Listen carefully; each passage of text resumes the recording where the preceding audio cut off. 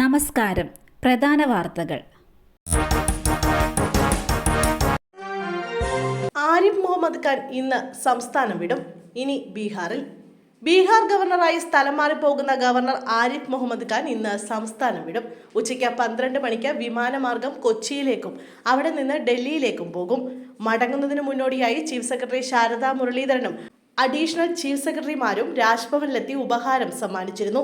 പുതിയ ഗവർണറായി രാജേന്ദ്ര അർലേക്കർ വ്യാഴാഴ്ച ചുമതലയേൽക്കും. യുവതിയെയും ഭർത്താവിനെയും വാഹനത്തിൽ പിന്തുടർന്ന് ആക്രമിച്ചു. 4 പേരെ കസ്റ്റഡിയിലെടുത്തു. കുടുംബ തർക്കത്തെ തുടർന്ന് യുവതിയെയും ഭർത്താവിനെയും കാറിൽ പിന്തുടർന്ന് ആക്രമിച്ച സംഭവത്തിൽ 4 പേരെ എരുമപ്പെട്ടി പോലീസ് കസ്റ്റഡിയിലെടുത്തു. മുഹമ്മദ് ഇസ്മായിൽ, ഷിഫാസ്, ജുനൈദ്, മനാഫ് എന്നിവരെയാണ് എരുമപ്പെട്ടി SI മഹേഷിന്റെ നേതൃത്വത്തിലുള്ള പോലീസ് സംഘം കസ്റ്റഡിയിലെടുത്തത്. ഹസീന, ഷെഫീഖ്, അബ്ദുൽ ഖാദർ എന്നിവർക്കാണ് മർദ്ദനമേറ്റത്. കുടുംബ തർക്കമാണ് ആക്രമണത്തിന് പിന്നിലെന്ന് പോലീസ് പറഞ്ഞു. ദമ്പതികൾ യാത്ര ചെയ്തിരുന്ന കാർ പിന്തുടർന്ന പ്രതികൾ വാഹനത്തിന്റെ ചില്ല് അടിച്ചു തകർക്കുകയായിരുന്നു. സംഭവ സ്ഥലത്ത് പോലീസ് എത്തി ഹസീനയോടും ഷെഫീഖിനോടും ആശുപത്രിയിൽ ചികിത്സ തേടാൻ ആവശ്യപ്പെടുകയായിരുന്നു. എന്നാൽ ആശുപത്രിയിലെത്തിയ ഇരുവരെയും ബന്ധുക്കൾ വീണ്ടും വാഹനത്തിൽ പിന്തുടർന്ന് നിർത്തി കാർ പാർക്കിംഗിൽ വെച്ചും ആക്രമിച്ചു. തുടർന്ന് എരുമപ്പെട്ടി പോലീസ് എത്തി 4 പേരെയും കസ്റ്റഡിയിലെടുക്കുകയായിരുന്നു. എന്നാൽ സംഭവത്തിൽ പരാതിയില്ലെന്ന് ദമ്പതികൾ അറിയിച്ചതിനെ തുടർന്ന് പോലീസ് പ്രതികളെയും വിട്ടയച്ചു. ഗൃഹനാഥിനെ വെട്ടിക്കൊന്ന കേസിൽ 4 പ്രതികൾ കൂടി പിടിയിൽ. തിരുവനന്തപുരം വർക്കലയിൽ ഗൃഹനാഥിനെ വെട്ടിക്കൊലപ്പെടുത്തിയ കേസിലെ പ്രതികൾ പിടിയിൽ. കേസിൽ പിടികൂടാനുണ്ടായിരുന്ന 4 പ്രതികളെയാണ് പിടികൂടിയത്. ചൊവ്വാഴ്ച രാത്രിയാണ് ലഹരി മാഫിയക്കെതിരെ പോലീസിൽ പരാതി നൽകിയ വർക്കല സ്വദേശി ഷാജഹാനെ തലക്കടിച്ച് 5 അംഗ സംഘം കൊലപ്പെടുത്തിയത്. ജില്ലാ പോലീസ് മേധാവി കിരൺ നാരായൺ IPSന്റെ നേതൃത്വത്തിലുള്ള അന്വേഷണ സംഘമാണ് പ്രതികളെ പിടികൂടിയത്.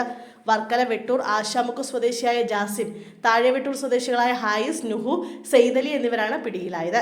കേസിലെ 5ാം പ്രതിയായ ആഷിറിനെ സംഭവ ദിവസം തന്നെ പോലീസ് അറസ്റ്റ് ചെയ്തിരുന്നു. ഇതോടെ കേസിലെ എല്ലാ പ്രതികളും പിടിയിലായി. പക്ഷി ഇടിച്ചു. വിമാനം റൺവേയിൽ നിന്ന് തെന്നിമാറി മതിലിടിച്ച് പൊട്ടിത്തെറിച്ചു. 47 മരണം. വിമാനാപകടത്തിൽ 47 യാത്രക്കാർ മരിച്ചു. തായ്ലൻഡിൽ നിന്ന് മടങ്ങിയ ജെജു എയർലൈൻസിന്റെ വിമാനമാണ് ലാൻഡ് ചെയ്യാൻ ശ്രമിക്കുന്നതിനിടെ ദക്ഷിണ കൊറിയയിലെ മൂവാൻ വിമാനത്താവളത്തിൽ തകർന്നത്. 181 പേരാണ് വിമാനത്തിലുണ്ടായിരുന്നത്. 175 പേർ യാത്രക്കാരും 6 പേർ വിമാന ജീവനക്കാരുമാണ്. പക്ഷി ഇടിച്ചാണ് വിമാനത്തിന്റെ നിയന്ത്രണം നഷ്ടപ്പെട്ടതെന്ന അഭ്യൂഹങ്ങളും പുറത്തു വരുന്നുണ്ട്. ലാൻഡിങ്ങിനിടെ ടയറിന് പ്രശ്നമുണ്ടായോ എന്ന റിപ്പോർട്ടുകളുമുണ്ട്. എന്നാൽ ഇതുമായി ബന്ധപ്പെട്ട സ്ഥിരീകരണമൊന്നും ലഭിച്ചിട്ടില്ല. ചികിത്സയിലുള്ള നിരവധി പേരുടെ ആരോഗ്യനില ഗുരുതരമായി തുടരുന്നു. അപകടത്തിന്റെ വീഡിയോ ദൃശ്യങ്ങളും പുറത്തു വന്നിട്ടുണ്ട്. ഇന്ത്യയിലേക്ക് വീണ്ടും ലോക ചെസ് കിരീടം. ലോക ചെസ്സിൽ വീണ്ടും ചരിത്രം കുറിച്ച് ഇന്ത്യൻ താരം. വനിതാ റാപ്പിഡ് ചെസ് ചാമ്പ്യൻഷിപ്പിൽ ഇന്ത്യയുടെ കനേരു ഹംപി കിരീടമണിഞ്ഞു. ലോക റാപ്പിഡ് ചെസ് ചാമ്പ്യന്റെ വനിതാ വിഭാഗത്തിൽ 11ാം റൗണ്ട് ജയത്തോടെയാണ് കനേരു ഹംപി ചാമ്പ്യനായത്. 11ാം റൗണ്ടിൽ ഇന്തോനേഷ്യൻ താരത്തെയാണ് കനേരു ഹംപി തോൽപ്പിച്ചത്. 8.5 പോയിന്റ് നേടിയാണ് താരം കിരീടമണിഞ്ഞത്. കനേരു ഹംപിയുടെ 2ാം ലോക റാപ്പിഡ് ചെസ് കിരീടമാണിത്.